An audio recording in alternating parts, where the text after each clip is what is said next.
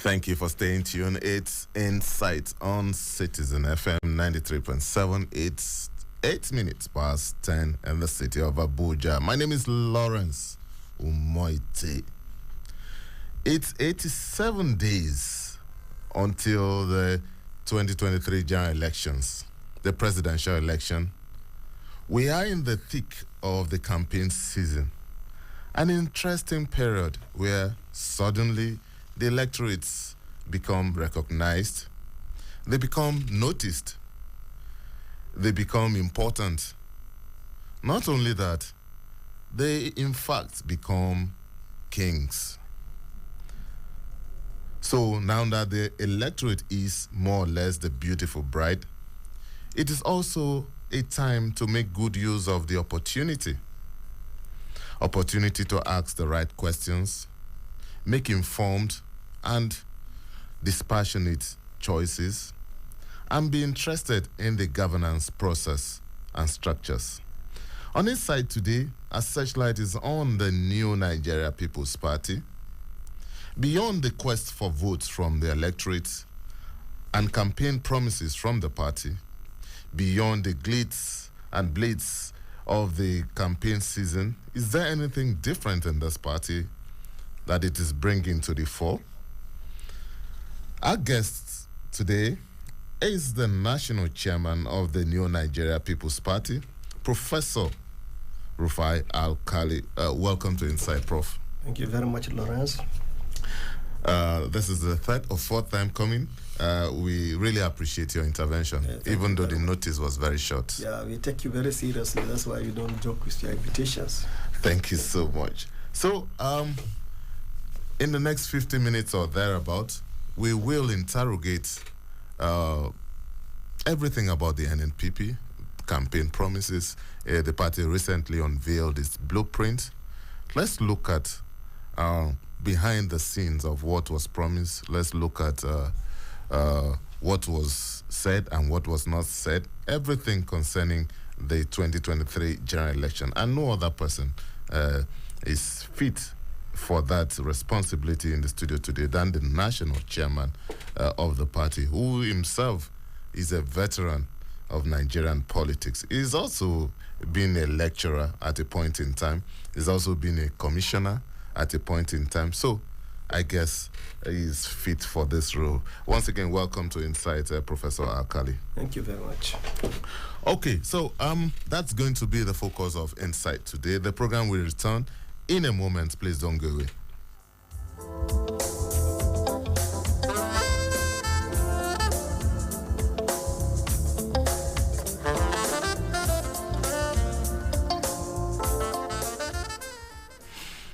Thank you for staying tuned. It's still Insight on Citizen FM 93.7. My name is Lawrence UMOETTE.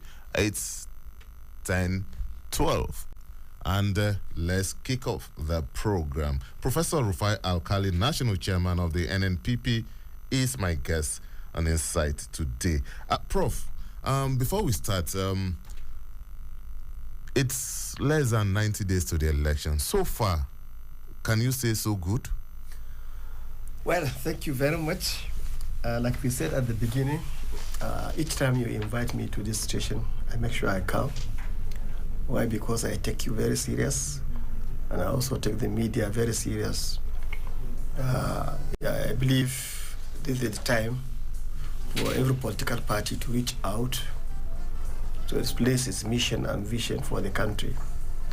And we are happy to say that as at now, the new Nigerian People's Party is comfortable with what we have done, what we have achieved so far, and we are also going to push forward. Many people will never understand the way we do our things. We have studied the terrain for a long time, and we looked at the pattern even of the campaign, and it's like most of it, the approach is like, I am here, you must vote for me attitude. And we felt that is not the way. So long, even before the INEC finally approved exactly 2 months ago, the beginning of the campaign, much earlier than that, our presidential candidate, Central Moza Konkoso, felt that the best thing to do is to go around the country on a meet the people tour, to familiarize, to share concern with communities over some misfortunes, and then to open offices. And we felt that it was a very good strategy because after 4 years or 8 years, you don't go to the people to see them. You only wait on the day of campaign, you come and tell them you are here for them to elect you. They will not take it serious. So this phase that we have done, we have actually almost concluded it. And you will see a new change very soon. Okay, Prof, before we even go into the details of the NNPP and its plans, only yesterday we received another disturbing news of an attack on INEC facility in Ebonyi State. This is coming about 2 or 3 weeks after there were some other reports in the southwestern part of the country. Now, as a big player in this, are you worried about this development, or how worried are you about this development? I think I am worried, but every Nigerian must be worried, because these targeted attacks on the facilities of INEC, the major actor in the electoral process today, is not a sign of good things. Therefore, let me say it categorically that we, the New Nigeria People's Party, condemn this, blatant, attacks on the facility of INEC. Not only that, even attack on the asset of other political parties. It's been going on and on. Last 2 weeks, we had a review mission in the office of the Inspector General of Police, and he did mention that there have been quite a number of reported cases of incidents around the country affecting other political parties, individuals, and the rest of it. And the INEC itself, about a month ago, we had a meeting with them. They also raised this alarm that some of their facilities have been burned down only about a week or 2 weeks earlier. And I think it's worrisome. Therefore, we believe that there are so many anti-democratic forces that are lacking behind, trying to undermine the process, because most of these facilities are burning down, are very expensive, and they are very critical. They are very essential to the electoral process. So even if you assume that they are there to be replaced, some of them cannot be found so easily in the country. You have to look for them somewhere. In any case, why should somebody be targeting on the INEC facility? Why? There must be a reason.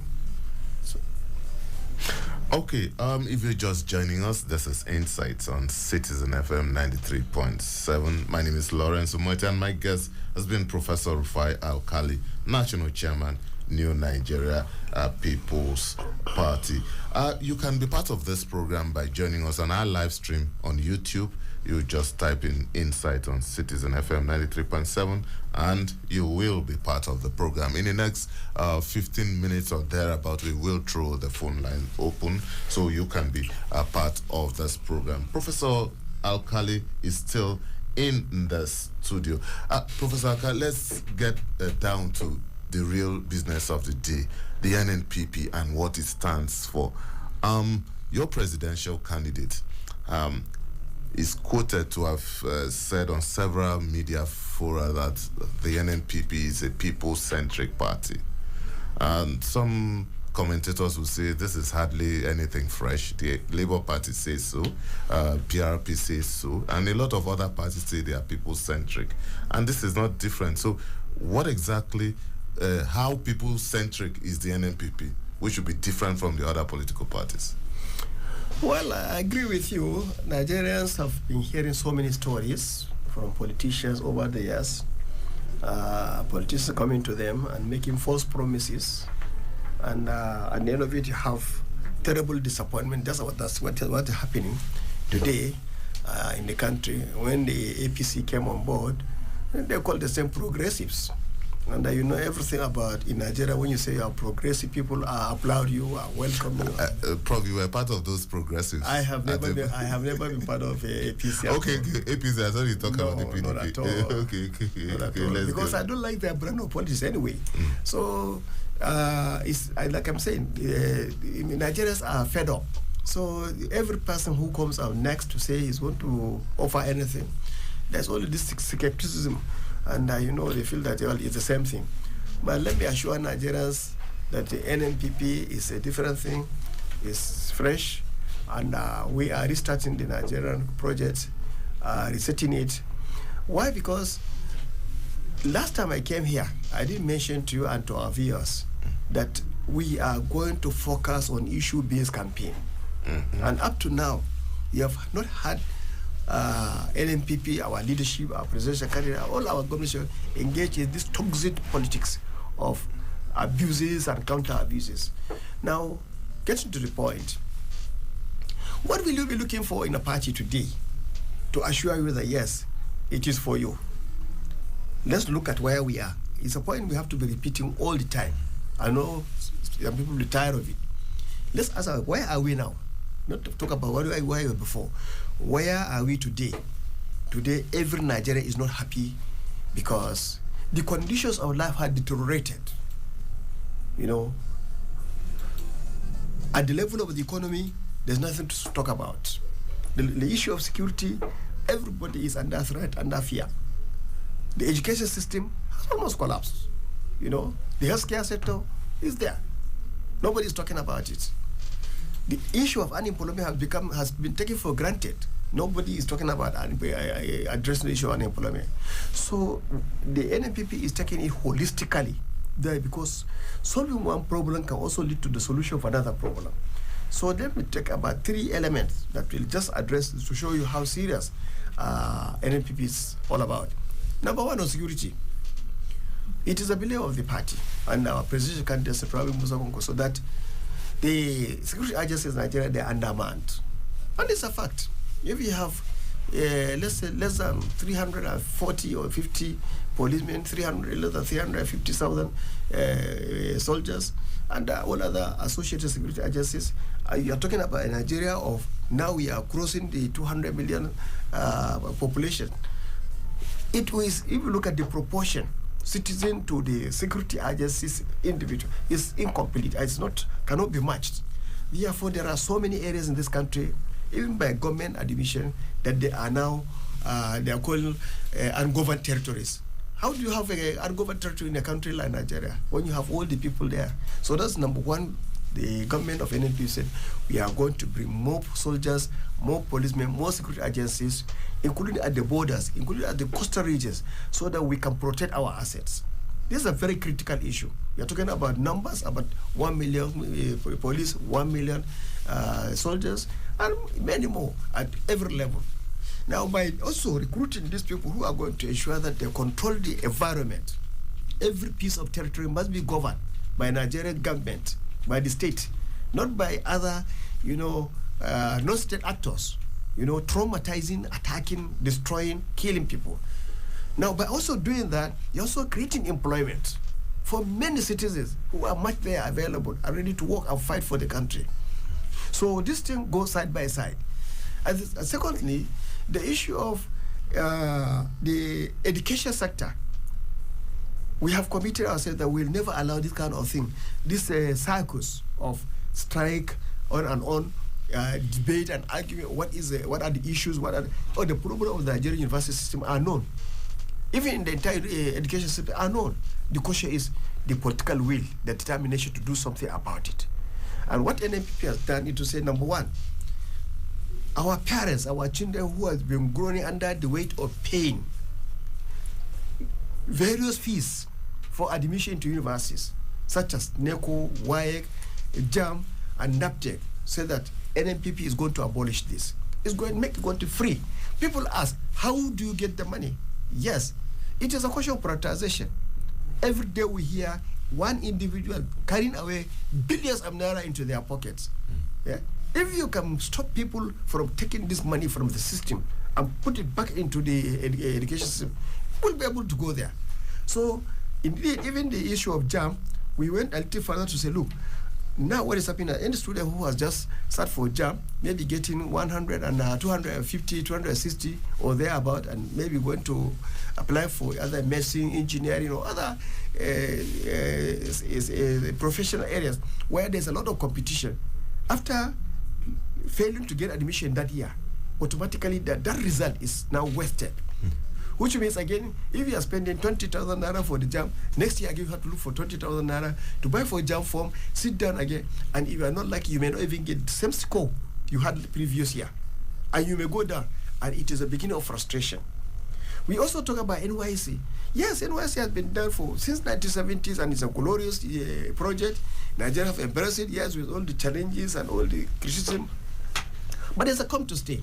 But now we are saying that also, what is happening when NYC's corpus finish, they're just again thrown into the labor market. We said, okay, if you are not contemplating recruiting more security officers, police, soldiers, you have a recruiting ground. So first and foremost, any copper who wants to join the services should be encouraged to join. So you can now transit from an NYC after 1 year, after getting your certificate, into one of the services and get the relevant training, and now begin to serve the country. So that we'll be moving on. Now, the other area which is also unique to NNPP, and I think I want you to allow me to explain, is very, very important, is that we have realized that there is a disconnect between government policy and implementation. Often on, a government will come up with the idea of either bringing water, education, healthcare services, or even the security, but by the time it is transmitted down to the lower level, the people are cut off. So what is happening now is that NNPP is coming up with a structure of governance where it will involve the people themselves directly. And what is it? That one, you are going to have committee participation and reorientation agencies, so that from the lower level, at the ward level, you have about 11 personalities who are going to be involved, starting from the traditional ruler, the imam or the clergy, the most highest philanthropist in that community, the chairman of the NNPP in that ward, the chairman of the other mosque is the bigger political party in that ward, the women representative, including student representative, including those who have disabilities. There will be a lot of representation, 11. Now, government is going to be sending money regularly, periodically. I don't want to tell you the details now, but periodically. So that this committee will sit down and determine, at that particular time when they get this money, what is our priority? Do you want to repair our classrooms? Do you want to buy books? Do you want to buy uniform? Do you want to buy medicine for your hospitals? Do you want to repair some bridges? What do you want to do? That group of people will sit down and prioritize and then approve it and then implement it. And then government will now monitor. It is going to be done at the lower ward level. I remember you have over 8,800 wards in the country. Everyone will be involved directly. Okay. Then it is also going to be done at the local government level, then at the state level, and then at the national level. So, yes. Okay, Prof. These are laudable promises and breakdown. But then the question still remains, funding. Now, you've alluded to the fact that, an NNPP government will block leakages. What is your template, in practical terms, of blocking this template and making sure that you have enough resources to finance all this project? In practical terms, so that someone listening to you will be able to have an idea of what you plan to do. Well, there are a vast number of agencies that are involved in the management of the education sector, including tertiary sectors. Now, some of them, for example, at the level of the National Primary Education Board, for example, now, from the own observation and review of what they are doing over the years, they are putting a lot of emphasis, they say, on purchase of books, which is very good, and be distributing to schools, which is fine. But we are saying that why not? First and foremost, instead of at the federal levels, spend money on buying books, spend money to build more classrooms. At least in the first 4 years, you have about 500,000 classrooms nationwide. Because what is happening today, some come as a surprise to you or to some listeners, but some of them who are in the rural community, they should know that there are still students who do not have even the classroom, befitting classroom, not just a classroom, befitting conducive environment where they can sit down and learn. Now, so classrooms are essential. Now, since secondary education and primary education is a multi-tier, management level. The federal government is involved. The state government is level. Local governments are level. Therefore, the federal government should do part of the job. The state government should do part of the job, and the local government should do part of the job. But it's not a question of now, shifting blame and looking for excuses. No, every sector, every level of government must do their own. That's one level. Secondly, the issue of leakages. The second one before that is the issue of also prioritization.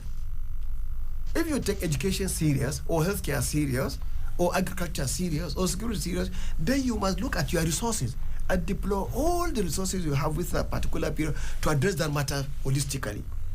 Having done that, then you can move to other sectors. Not that you abandon other sectors until you finish with one, but it's going to be simultaneous, but at least with a clear emphasis on those particular sectors that affect the ordinary citizens today in this country.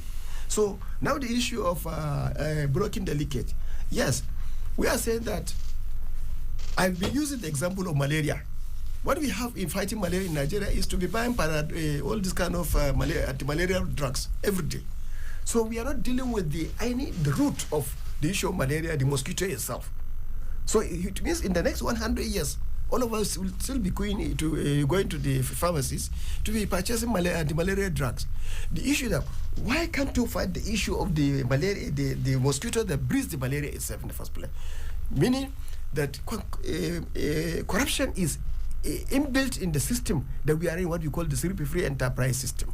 So the best thing is now to look at what is happening, what are the causes, why people who are very rich want to amass wealth like youth here on earth, and they cannot go to heaven with them.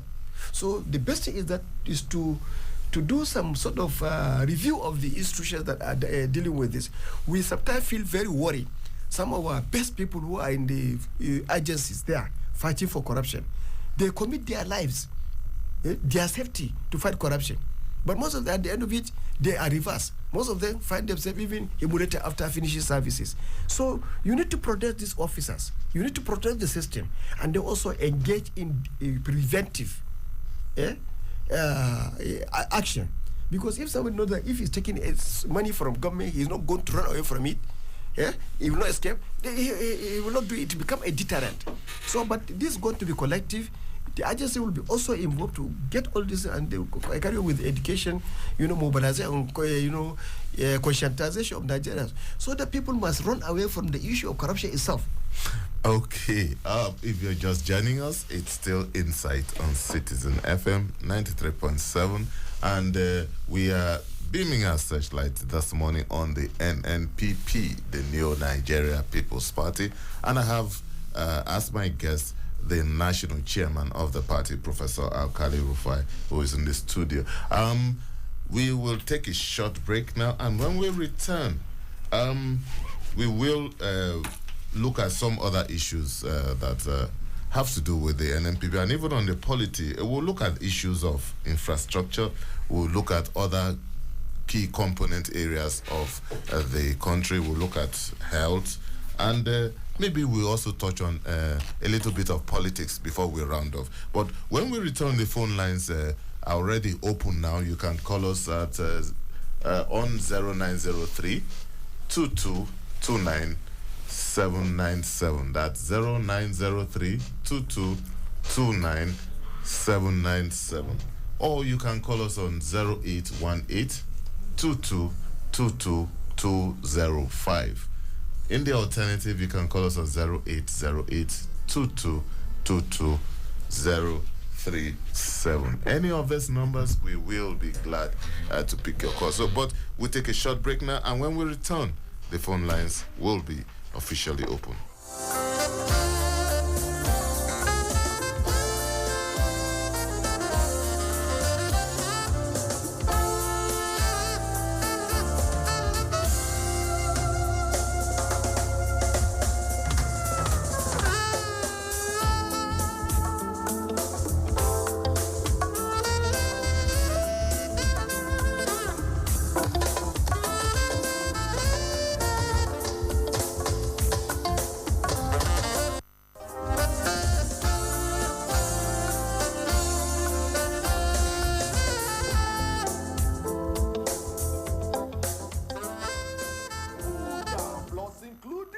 our surrounding areas. The freshest family magazine Jollyment program. When the Sabias waiting they play. Don't chale for una Bonga Radio, Citizen 93.7 FM Abuja. And you know what? Una freshest Owerri tomatoes. Night and that to the give una fresh story. We go take you back memory lane. Plus including make your belly be sugar industry. For waiting they play, no dull moment from the beginning to the end of the 1 hour program. Waiting they play with the freshest Owerri tomatoes every Saturday and Sunday, 12 noon to 1 p.m. for Citizen 93.7 FM Abuja. Waiting they play. Sit down, listen, hear waiting they play.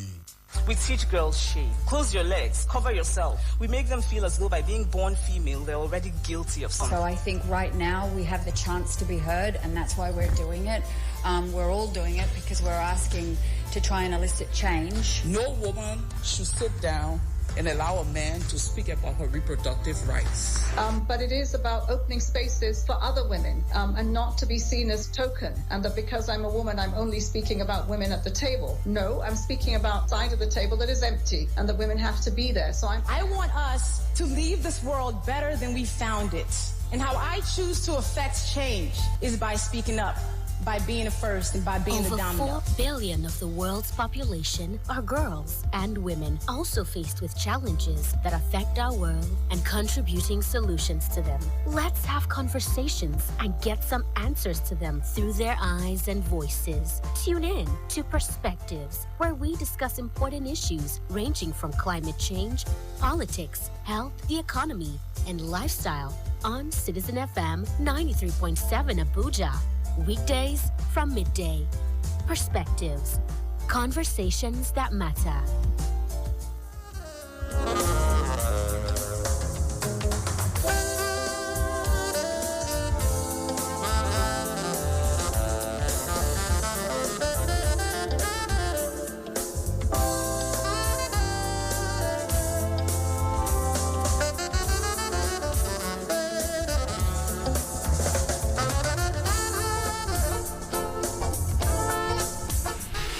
Thank you for staying tuned. It's still Insights on Citizen FM 93.7. It's 10:36 now, and time to get your feedback.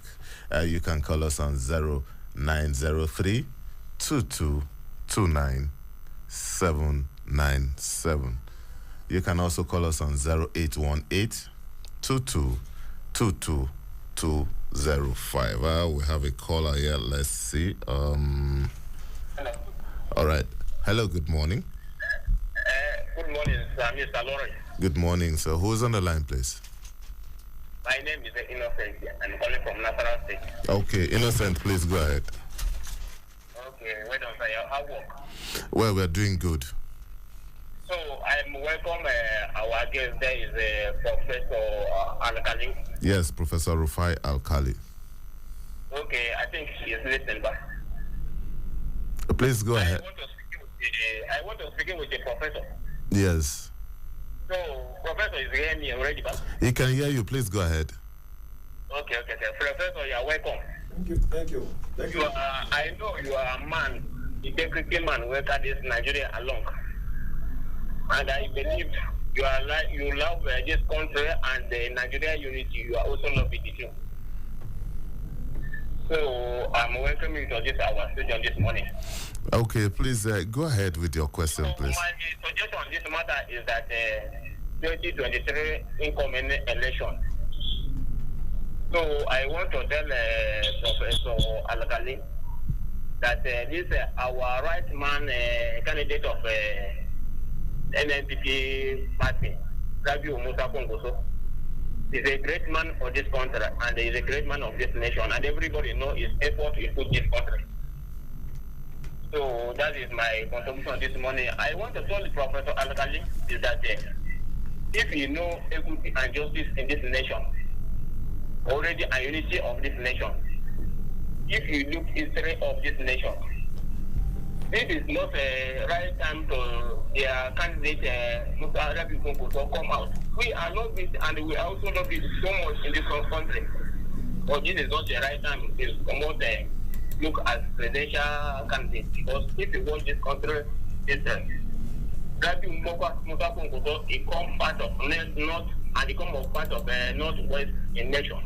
And if you look at well, Northwest provided many efforts of presidential and state in this country, so much. And since then, that which now, also Mr. President Buhari is from also Northwest, and we don't see anything change. And equity and justice, anybody will believe unity on this country, you also know that we are love and like it to follow our default before our fathers. Like our people, Yoruba talk say, they are follow within our logo, our father tell them, equity and justice in this country. So I also like, let this our people in North here also follow within our brothers in Yoruba land talk, equity and justice. Okay, my brother, thank you so much. I'm afraid we have to let you go. There are others still on the line. Thank you so much for your call. Okay, let's take this call. Hello, good morning. Good morning, Mr. Lewis. Good morning. Please go ahead. Okay, my name is Patrick. Oh, Patrick, good to hear from you. Good morning. Please go ahead, Patrick. Thank you. Good morning, Professor. Thank you very much, Patrick. Yeah, concerning the INEC office that was burnt in Ebonyi State, I want to appeal to the consciousness of my Southeast brothers and sisters. You don't get anything by destroying your public amenities. You are not doing the government, they are doing themselves. So whoever it is that is sponsoring these boys who are carrying out this continual attack on the INEC offices in the Southeast, they should please have a change of heart. Attack on INEC office is not attack on the government, but attack on the people of the Southeast and Nigerians at large. So please, the Southeasterners should please wake up and defend the INEC facilities in their region. Secondly, I want to really say that I'm happy with all that the professor has said concerning their party and the candidate. I heard the presidential candidate of NNPP on TV. He's a man who, whenever he's speaking, I take the light. But one of the issues I want to raise here is this. They always say that they want to improve the security capacity by 1 million and military by 1 million. I want to ask them, how will they fund it? Funding has always been the issue. Even the ones the police we currently have, we know that they are not properly taken care of. We have seen that soldiers and police even complain of lack of basic amenities. So how will is the NNPP and the presidential candidate trying to do that? And secondly, they keep saying they will block leakages, meaning that people who stole money. I don't know if they know them, but that's just me speaking now. But what I'm trying to bring out here is this. How will the party and the presidential candidate generate revenue to implement all that they are doing? All right. It's not all about blocking leakages. Thank you so much, Patrick. Thank you for your intervention. Yes, the number to call is still 0903 2229 797. You can also call us on 0818 222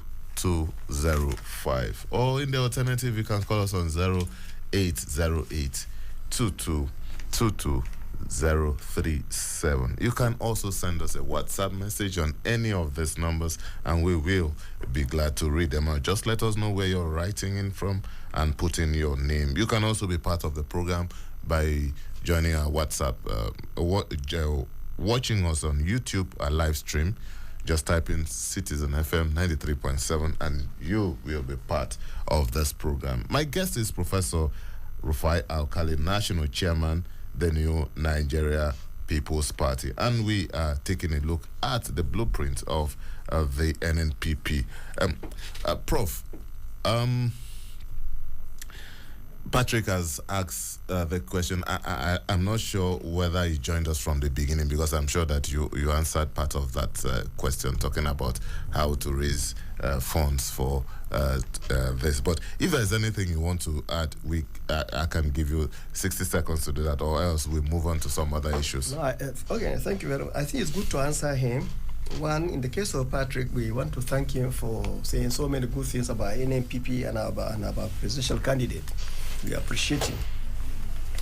But what he's saying about that somebody is from the Northwest, and then now he has finished his term of 8 years. There's somebody from Northwest or from North will not come. Maybe, I think, Innocent has not read his Nigerian constitution. If he has read it, maybe he has not understood it properly. Anyway, to simplify, today there are 18 political parties under the register of INEC. In 2018, 2019, they were up to 93. So it means that now we have 18 political parties offering candidates from every part of the country. So it is your choice to pick a president from any of the political parties. Now, remember, Nigeria is not running a one-party state. And therefore, an NNPP is not an extension of APC or PDP is on its own. Therefore, we have our constitution, we have our guidelines, we have our everything. Therefore, every political party has the right to field candidates that they think are competent and have the integrity, have the capacity, have the ability, have the knowledge to save this country from where we are. Therefore, the question now is not a question of extension of APC or PDP. No, NNPP is on its own. Therefore, as a party, we have the right, and we have started that right by fielding Senator Rabi Musa Konkoso. And we believe, I'm sure, he has been doing very, very well. And today, in any case, look at what the APC is offering. Look at what the PDP is offering. You should tell yourself the truth. Do you want a continuation of what is happening again?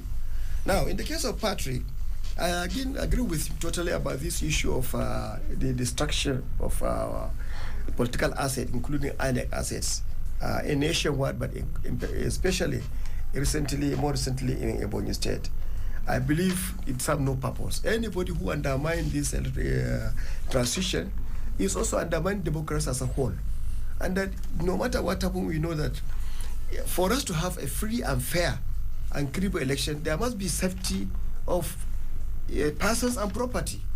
So if now they are attacking the asset of INEC, next time they will also attack individuals, and that's worrisome. Therefore, I think we have to call on the security agencies to double their efforts to ensure that this does not continue. But otherwise, we believe that we as a party, we believe that we are going to have, we are calling for all our citizens in the country to ensure that we have violence-free election in 2023. Okay, Prof, I know reading through the blueprints of your party, or especially on the issue of tackling security or insecurity, if you may, the party dwelled extensively in increasing the capacity of officers and men. But there are others who also believe that security, just like politics, is local, and as such, emphasis should be paid to the local environment in terms of insecurity, and that's where the issue of state police come into the equation. There's been a lot of controversy over that. What is the position of the NNPP on the issue of state police? Okay, let me speak on two major issues that are very sensitive that many politicians are avoiding, but we as a party, we have come out with a clear position. One, that there are so many sundry forces around the country today who are taking arms against the state. Some of them are doing it, in a very sophisticated manner without appearing openly. Some are open, because some of them have even formed militias, even carry uniforms, and they even go around with flags, and they are ready to fight. The question is, why do people take arms against the state? I have raised this matter again in our previous conversation with you, that we have to go to the root of it. And what the NNPP is now doing, the presidential candidate said, okay, as from May 2023, next year, he is going to engage with all those people who are agitating, whatever their reasons. Those who are willing and ready to come forward, they are willing to discuss with them. Because unless you understand the problem, you cannot find a solution. Okay. So that's why you have to go to the root of it. Because now the insecurity we're talking about is we are again talking at the surface, looking for more arms, looking for more soldiers, no. But there are other things you can do, even to save the country, for even going that way. So if you are lucky, and I believe we are going to be lucky because we are coming with a sincere mind, we believe in this country very well, and we believe that this country is better off in a very stable environment. Therefore, those are going to be open for this dialogue with every group. That is the first one. The second one, also a fundamental one, and is related to this issue of police. For many years, people have been talking about restructuring of this country. Honestly, initially, most people don't understand what the meaning of this structuring. But gradually, the picture became clear. Some of them related to resource control, some of them related to devolution of powers from the federal to the states, some of them related to creation of more states, or giving more powers to the zones, or the issue of creation of more local governments, some creation of police states and the rest of it. Everything was there included. So the whole point is that our party said, and this is our position, that we are going to open this matter, people to discuss genuinely, that you offer a solution so that it's collectively, not like a president sitting in the villa and say, okay, tomorrow there should be police, state police. No. But I must also add quickly that our suspicion is that who are the people agitating for state police? Is it the ordinary citizen, the tomato seller? Is it the man who is with wheelbarrow selling water? Or is it the cobbler? Is it the farmer? No, it's not. It is an elite group. Mainly, most of them, I'm very sorry to say it, is the governors who are behind this. So, Prof, are you saying there is no merit to that demand? No, there is merit. No.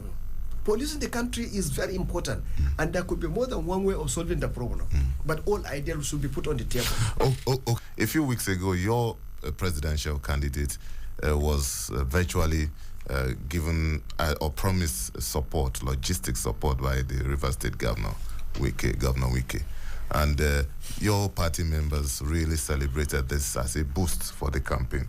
But I'm asking, what is the big deal with the support from a state governor?